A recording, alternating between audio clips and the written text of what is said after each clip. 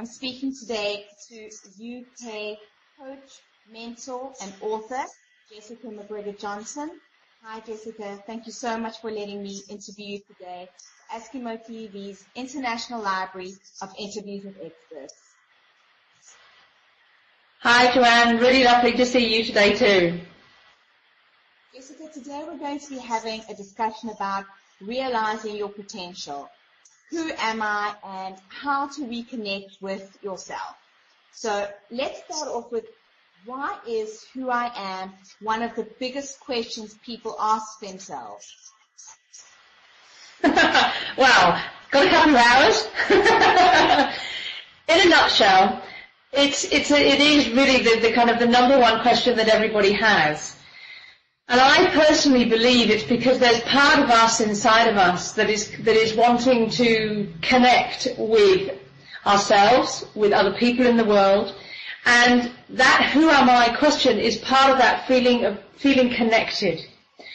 If you want to look at it on a spiritual side, it's the where do I come from question. What am I doing in this world question. So who am I is a huge question for all of us. And I personally think it's a question we ask ourselves throughout our lives. I also believe there's not a definitive answer. The who am I question is very much about who am I right now? What do I know about myself right now? What have I uncovered about myself right now?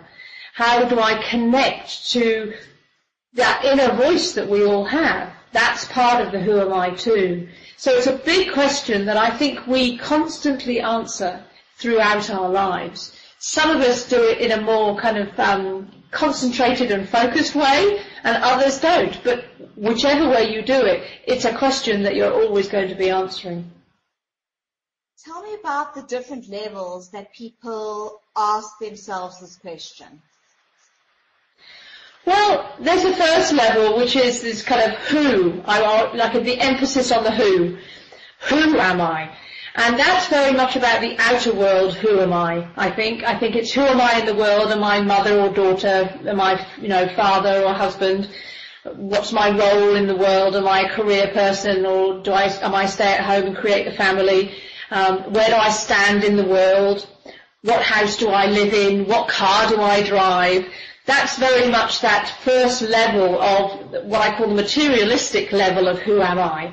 And it's where we fit in the world, where we feel comfortable in the world, and it's very much around how other people see us and how we see ourselves as fitting into the world itself.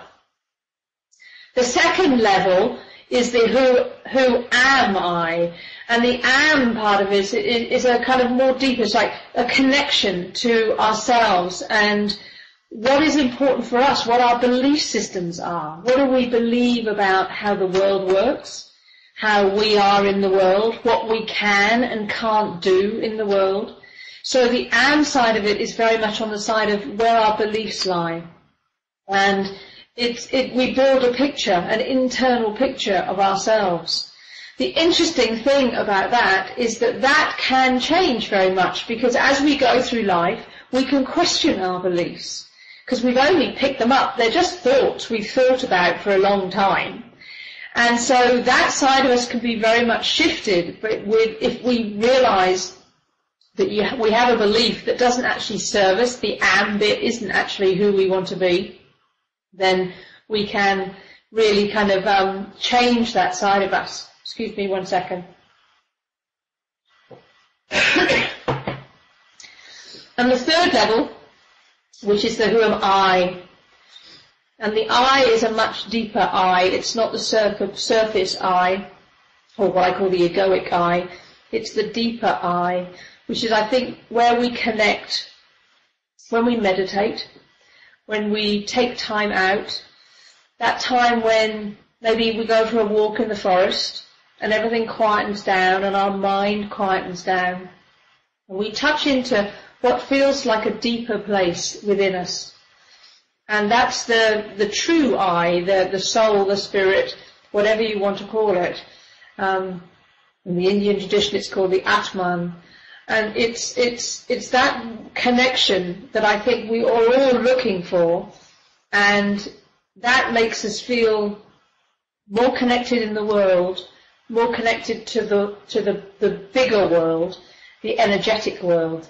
And that's one of the reasons why when I'm working with people, I really do kind of recommend that people start to meditate. It's a very simple thing to do. You literally just sit. There's no special kind of thing that you have to do. You can just literally sit and count your breath. But it's just a matter of quietening down and connecting to that deeper I. How can people reconnect with themselves? What are some practical steps they can take? You've already mentioned the meditation as one of them. Yeah, meditation, definitely. I think it depends. Some people suit different things. Some people I know love to go and do things like yoga. Because although it's a physical process, it's a physical, people look at it as an exercise, but it's much deeper than that. It's very much a focusing technique. When you do yoga, you're focusing on which muscles are you tightening or where are you stretching. And that one-pointed focus can help you reconnect to who you are. I've had friends who've done yoga who've had the most incredible experiences at the end of yoga session. You always do something called shavasana, which is where you lie down and you literally kind of go into what they call the corpse pose. But it's very much a kind of a sinking into yourself. So something like that, if you like the physical route in, can be very useful. As I said, meditation is another thing. There's many different types of meditation.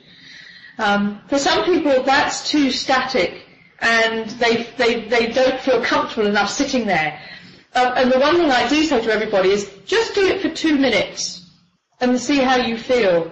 Because often it's the thought of sitting that puts people off. But once you're sitting there and you just focus on your breath, you kind of get into it and you kind of like it. Another way that I think you can always connect to yourself is being out in nature.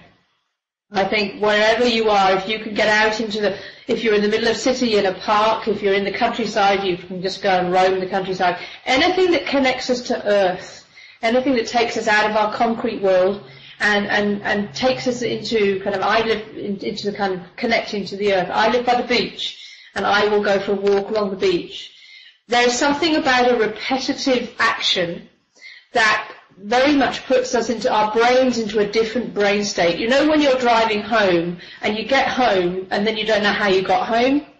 That's that other brain state that can happen when you're doing something repetitive, and walking will do the same thing. So you can actually, I find, I say to clients, if you've got a thorny problem, take it for a walk.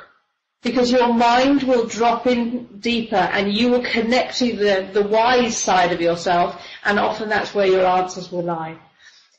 And the other thing that I think is brilliant for really connecting is with animals. Some people love being with animals, and they will always connect us because I think they are always connected, and they're not in the conscious world that we are. They don't think about and worry about stuff. They're just being. Animals are great examples of creatures that be, which is where that connection lies. So spending time with animals is another great one. What if we discover who we are and what our purpose should be, but we just have no idea how to achieve it, or it seems unattainable? Well, I think one of the things with that is that we look at this huge gap between where we are and where we think we want to be. And because we can't see how to do it, we don't even start to look at ways to start walking towards it. I'm a great believer that when you've worked out what it is you want, that then the how will start coming if you allow it to. The problem is that if you already knew how to do it, you'd probably already be doing it. I mean, that's the irony of the situation. So it's also about saying, okay, well, this is where I am and this is where I want to be. And there's many different ways you can look at what could be the mini steps along the way. Because even if you set out towards this really big goal, even if it takes you a long, long time to get there, you will be walking forward. So one of the ways that I do is that I get my clients to imagine they're where they want to be. And then I say, okay, if you were there and looking back on the journey you've just taken to get there, what would have been the step before, just when you got to the goal? And then what would be the step before that? And what would be the step before that? And what you're doing is you're creating a backwards action plan, effectively.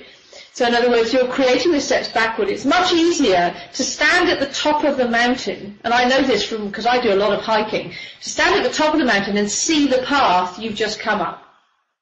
Often when you're standing at the bottom of the mountain and looking up, you can't see the path. And that puts a lot of people off. So there's always ways to bring what you want and your purpose in your life. It might not be in the way that you think you're going to bring it into your life. I think that's another thing to think of. Often people think they find a purpose and then think they have to throw everything in their life out and just do that.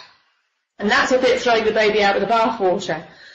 So often there's other ways to bring your purpose into your life that allows life to continue and you can still pay the bills and, meet your responsibilities and everything else. So it's about looking at what you want and looking at where you are, but also from different perspective. And how else can you do that? So I think that's a couple of pointers. Thank you. Thank you so much for talking to me today. You're welcome. Thank you.